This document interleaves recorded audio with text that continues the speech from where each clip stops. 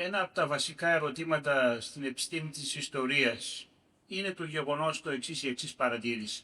Πώς είναι δυνατόν μια νομαδική μικρή φυλή των 200-300 οικογενειών μέσα σε 150 χρόνια να επικρατήσει σε ένα μεγάλο μέρος της Μικράς Ασίας και της Βαλκανικής Χερσονήσου. Αυτό είναι κάτι ασυνήθιστο ιστορικά. Δεν είναι εύκολο να αναλυθεί εύκολα. Βεβαίως, μία αιτία που αναφέρεται είναι ότι η Γυπνίαζε ήταν το μόνο κρατήδιο μετά από την εισβολή των Μογγόλων, το κράτος των Σελτσούκων του Ρουμ, δηλαδή της Ανατολής, διαλύεται σε μικρά κρατήδια. Είναι πολλά. Το πιο μικρό ίσως ήταν αυτό του Οσμάν που ίδρυσε ένα μικρό κρατήδιο στην περιοχή εκεί στη Βυθινία.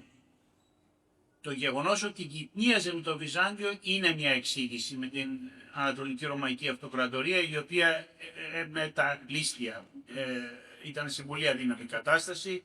Ήδη η μετάβαση των Οθωμανών στην Ευρώπη συμβαίνει λόγω του εμφυλίου πολέμου μεταξύ του Ανδρώνικου και του Καντακουζινού, που ζητάει ο Καντακουζινός βοήθεια. Δεν πέρασε μόνο στην Ευρώπη.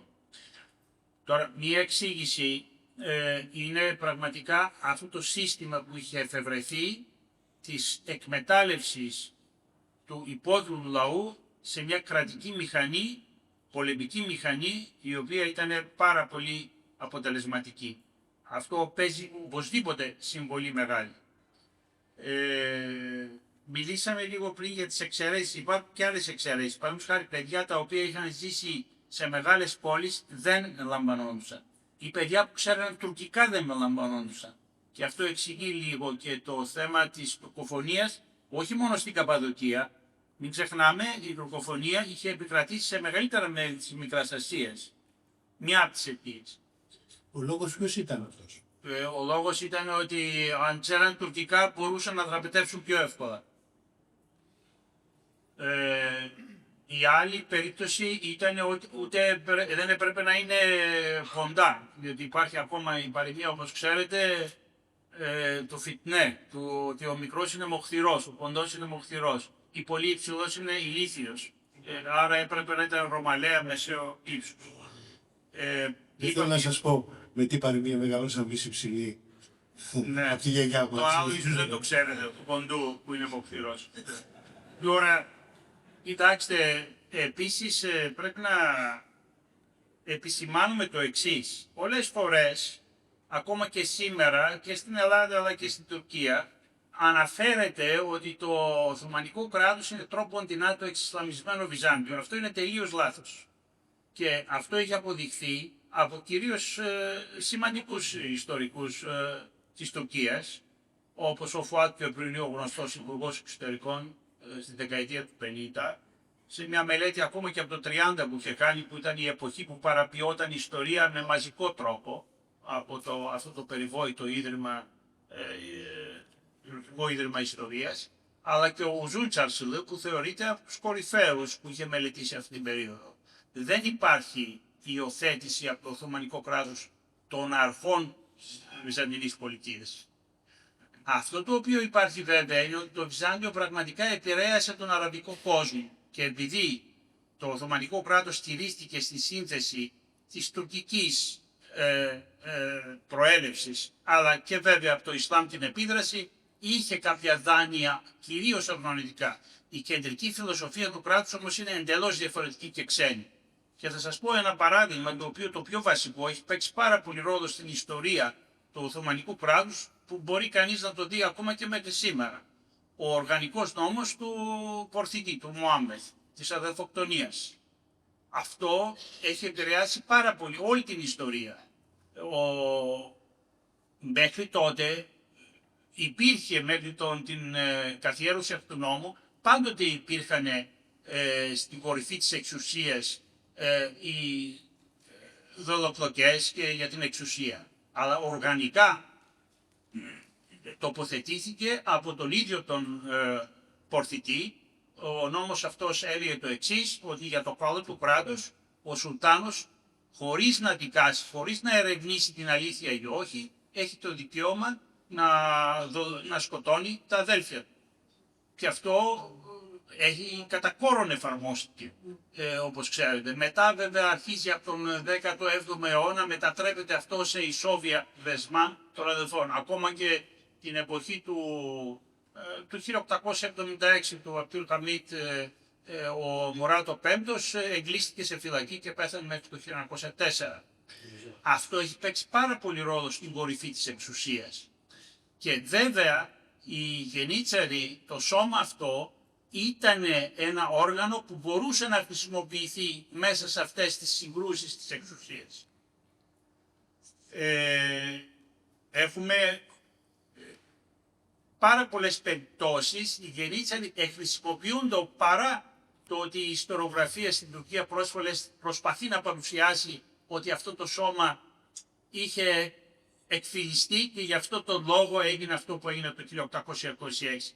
Η αλήθεια είναι ότι και οι τελευταίοι ερευνητές στην Τουρκία αυτό το έχουν δείξει, σοβαροί και από το βάση του Πανεπιστήμιο, ότι ήταν ένα όργανο χρησιμοποίησης στην κορυφή της εξουσίας της συγκρούσης. Ένα άλλο σημαντικό στοιχείο, το οποίο λίγο έχει ερευνηθεί, ήταν ότι το σώμα των Γιαννιτσάρων δεν εποπτευόταν από το Ορθόδοξο Ισλάμ. Όπως ξέρετε, το Οθωμανικό κράτος ήταν στη βάση του ένα θεοκρατικό κράτος, ειδικά μετά από την ανάληψη του Χαλιφάτου από τον Σελίμ τον Πρώτο, μετά από την κατάληψη της Αιγύπτου, ήταν ο εκπρόσωπος στη γη του Θεού, όπως λέγεται ο Σουλτάνος. Το σώμα των Γιαννιτσάρων δεν εποπτευόταν από το Ορθόδοξο Ισλάμ, αλλά είχε ανατεθεί, όχι στην αρχή, ενώ πολλοί λένε ότι από την αρχή δεν είναι έτσι, μετά από την άδοση ας πούμε, είχε ανατεθεί η εποπτεία του στους Μπεκτασίδες. Τι είναι οι Μπεκτασίδες? Οι Μπεκτασίδες είναι ένα τάγμα θρησκευτικό, πολλά από τα τάγματα, αλλά είχε εντελώς διαφορετικό χαρακτήρα από το Ορθόδοξο Ισλάμ. Έχει προέλευση, ο ιδρυτής είχε προέλευση από το Χορασάν, από την Περσία, έρχεται στο Κρυσεχήρ, αναφέρει ο ίδιος ότι με τον Άγιο Χαράλαμπο είχε κάποια σχέση. Η πρακτική των Μπεκτασίδων που έχουν διασωθεί τώρα μόνο ουσιαστικά στην Αλβανία και ελάχιστη σε άλλα μέρη των Βαλκανίων, στην Τουρκία μετά από το 1826 ουσιαστικά καταδιώχθηκαν με μαζικό τρόπο, αφαιρέθηκε η ιδιοκτησία τους μαζί με τους Γενιτσάρους, περισσότερο έχουν ένα φολκλωρικό χαρακτήρα σήμερα παρουσιάζεται. Οι Μπεκτασίδες δεν έχουν το τυπικό του Ισλάμ καθόλου. Δηλαδή δεν πάνε σε τεμένη, δεν κρατούν το Ραμαζάνι, δεν έχουν καθόλου με το θρησκευτικό τύπο σχέση. Πολλές φορές μάλιστα προκαλούν κιόλας το μήνα του Ραμαζανιού και γίνονται για αυτόν τον λόγο και επεισόδια ακόμα και σήμερα αν υπάρχουν κάτι.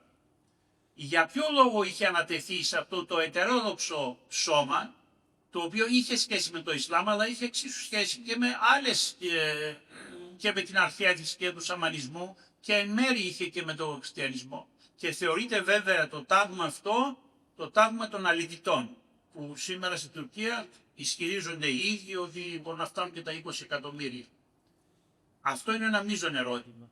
Τώρα, στην προσπάθεια να δώσεις μια απάντηση σε αυτό το ερώτημα είναι το εξής, ότι πράγματι το Οθωμανικό κράτος εκμεταλλεύονταν κάθε διαφορά προς όφελός του.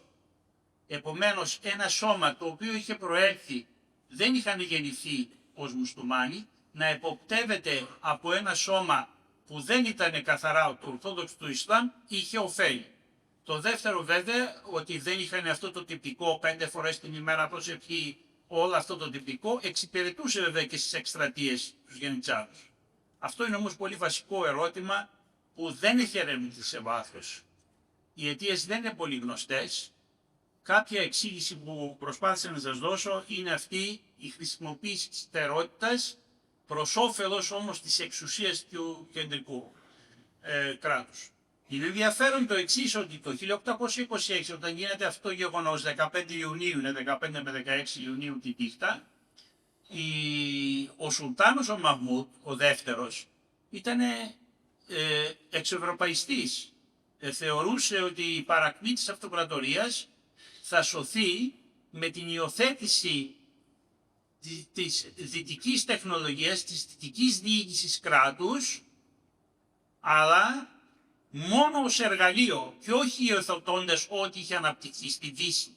Δηλαδή, τι εννοώ, βασικά αυτή η έννοια του κράτους νόμου. Ότι υπάρχουν νόμοι και λίγο οι πολλοί, πουθενά σε κανένα κράτος απόλυτα οι νόμοι δεν γίνονται σεβαστές από την εξουσία, αλλά υπάρχουν δικλείδες ασφαλείας που σε κάποιο βαθμό το επιβάλλουν αυτό. Μία δύναμη, αλλά από την άλλη πλευρά πρέπει να παραμένει και ο πυρήνας της εξουσίας, ο οποίος είναι δεσποτικός, με την έννοια στις πολιτικές επιστήμες, δηλαδή ότι υπάρχει μια εξουσία κεντρική η οποία αποφασίζει και μπορεί να αλλάζει τους νόμους κατά βούληση, μπορείς να ψάχνει πολύ αν μπορεί να γίνει αυτό ή όχι. Αυτό το ζούμε και σήμερα. Μπορεί να το πει κανείς βεβαίως αυτό. Τώρα, πραγματικά, σε αυτό το πλαίσιο, το γεγονός όχι μόνο του 1826, υπάρχει μια μεγάλη επανάσταση του 1730. Από το 1715-1730, η περίοδος η περίφημη της Τουλίπας, στα τουρκικά Λαλέντευρη, ήταν η πρώτη προσπάθεια, ενώ στην τουρκική ιστοριογραφία παρουσιάζεται σαν μια περίοδος της πολυτέλειας κτλ. Ήταν πραγματικά η προσπάθεια και από τον Εύσεχυρο Ιμπραήμ Πασάς, ο οποίος προσπαθούσε να εξυγχρονίσει το κράτος, με την έννοια αυτή όμως που σας είπα. Το 1730 χρησιμοποιούνται οι Γενίτσαροι για να ανατρέψουν τον Σουλτάνο, τον Αχμέτ τον Τρίτο, σκοτώνεται, και το ίδιο ο Ιμπραήμ, και επανέρχεται ο Μαχμούδ ο πρώτος. Το 1740 μια δεύτερη επανάσταση που γίνεται παρόμοια, αυτή τη φορά οι Γενίτσαροι χρησιμοποιούνται για να υποστηρίξουν τον Σουλτάνο. Και αυτός ο κύκλος συνεχίζεται. Και το 1826 ναι μεν το σώμα εξαφανίζεται, αλλά η ίδια παλινδρόμηση αυτού του ζητήματος, του διλήμματος, θα εξυγχρονίσουμε κοιτάζοντας την Ευρώπη, αλλά θα παραμείνουμε στον πυρήνα μας οι ίδιοι, είναι το μείζον ζήτημα. Και αυτό βέβαια ήταν το μείζον ζήτημα για τους μουσουλμανικούς πληθυσμούς, ότι ναι μεν αναγνωρίστηκε το 1839 και το 1856 μια στα χαρτιά ισοπολιτεία, αλλά αυτό δεν έγινε ποτέ δεκτό από τον πυρήνα των ουλεμάδων, ότι δεν μπορούν αυτοί οι πρώην σκλάβοι, οι πρώην δευτέρας κατηγορίας πολίτες που δεν είχαν πολλά δικαιώματα να τα αποκτήσουν να είναι ίσα. Η μικρή περίοδος 1856-1876 που στα χαρτιά άρχισαν να γίνονται ουσιαστικές μεταρρυθμίσεις που ισχύει μέχρι και τώρα, τελειώνει το 1876, υπάρχει μια απολυταρχική περίοδος και μετά υπάρχει αυτή η τραγική περίοδος που την ξέρουμε όλοι από το 1908 μετά που ξεκινάει.